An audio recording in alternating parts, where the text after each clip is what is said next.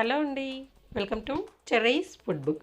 Cherries food బుక్లో ఈరోజు వీడియోలో గోధుమ పిండితో అప్పటికప్పుడు చాలా సింపుల్గా చేసుకోగలిగే ఒక బ్రేక్ఫాస్ట్ రెసిపీని చూపించబోతున్నాను. ఇది చాలా తేలిగ్గా చేసుకోవచ్చు, చాలా త్వరగా అయిపోతుంది, చాలా సాఫ్ట్గా కూడా ఉంటుంది. మరి ఇదేంటి, ఈ రెసిపీ ఎలా చేసుకోవాలో వీడియోలోకి వెళ్ళి చూసేయండి. దీనికోసం ఒక మిక్సింగ్ బౌల్లోకి 2 కప్పుల గోధుమ పిండి తీసుకోవాలి. ఆ తర్వాత దీంట్లో రుచికి సరిపడినంత ఉప్పు వేసుకొని ఈ ఉప్పు అంతా కూడా పిండిలో ఒకసారి బాగా కలుపుకోవాలి. ఇలా ఉప్పు కలిపేసుకున్న తర్వాత దీంట్లో కొద్ది కొద్దిగా నీళ్ళను వేసుకుంటూ పిండిని జారుగా దోశ బ్యాటర్ లాగా కలుపుకోవాలి. అలా అని నీళ్ళన్నీ ఒకేసారి వేయకుండా కొద్ది కొద్దిగా వేసుకుంటూ పిండి అనేది ఉండలు కట్టకుండా ఇలా జారుగా కలుపుకోవాలి. ఈ విధంగా కలుపుకున్న తర్వాత ఇప్పుడు దీనిపైన ఒక మూత పెట్టేసి దీన్ని ఒక 10 నిమిషాల పాటు పక్కన ఉంచేసేయండి. ఆ తర్వాత స్టవ్ పై ఒక ప్యాన్ పెట్టుకొని 2 టేబుల్ స్పూన్ల ఆయిల్ వేసుకోండి. ఆయిల్ వేడైన తర్వాత కొద్దిగా జీలకర్ర, అలాగే సన్నగా కట్ చేసుకున్న పచ్చిమిర్చి ముక్కలు, అలాగే సన్నగా కట్ చేసుకున్న కరివేపాకు వేసుకొని వీటిని కొద్దిగా ఫ్రై చేసుకోండి. ఇలా ఫ్రై చేసుకున్న తర్వాత ఇప్పుడు దీంట్లో ఒక మీడియం సైజు ఉల్లిపాయని చిన్న ముక్కలుగా కట్ చేసుకొని వేసుకోండి. అలాగే కొద్దిగా క్యారెట్ తురుము, ఒక చిన్న టమాటాని కూడా సన్న ముక్కలుగా తరిగేసుకొని వేసుకోండి. టమాటా చిన్నదే తీసుకోండి, పెద్దగా తీసుకుంటే మరీ పుల్లగా ఉంటాయి దోశలు.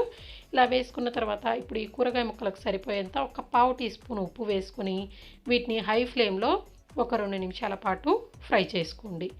ఎక్కువగా ఫ్రై చేసుకోవద్దండి, ఎక్కువగా ఫ్రై చేస్తే టేస్ట్ అంతగా బాగోదు. ఆ తర్వాత ఇందులో కొద్దిగా కొత్తిమీరను కూడా వేసుకొని 1 నిమిషం పాటు ఫ్రై చేసుకొని స్టవ్ ఆఫ్ చేసేయండి. ఇప్పుడు దీన్ని మనం ముందుగా కలిపి ఉంచుకున్న పిండిలో వేసుకోవాలి.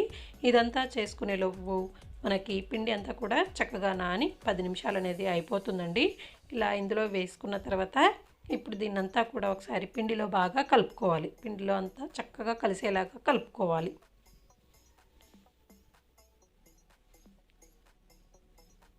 ఇలా కలుపుకున్న తర్వాత ఇప్పుడు స్టవ్ పై ఒక ప్యాన్ పెట్టుకొని ప్యాన్ హీట్ అయిన తర్వాత కొద్దిగా ఆయిల్ అప్లై చేసుకోవాలండి.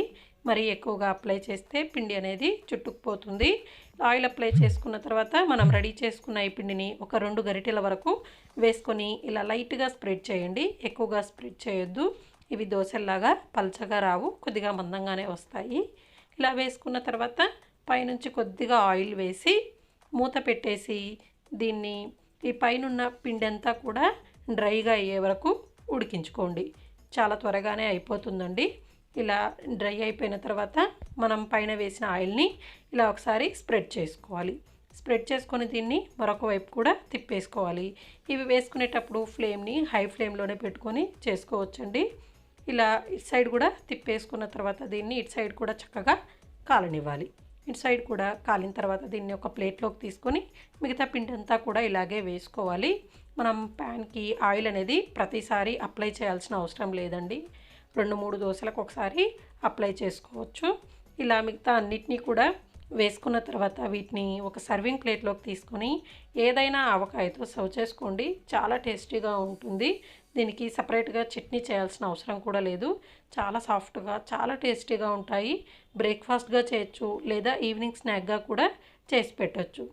చూశారు కదండి, ఈ రెసిపీ కనుక మీకు నచ్చినట్లయితే లైక్ చేయండి, షేర్ చేయండి. అలాగే కొత్తగా ఎవరైనా నా ఛానల్ని చూస్తున్నట్లయితే సబ్స్క్రైబ్ చేసుకోండి.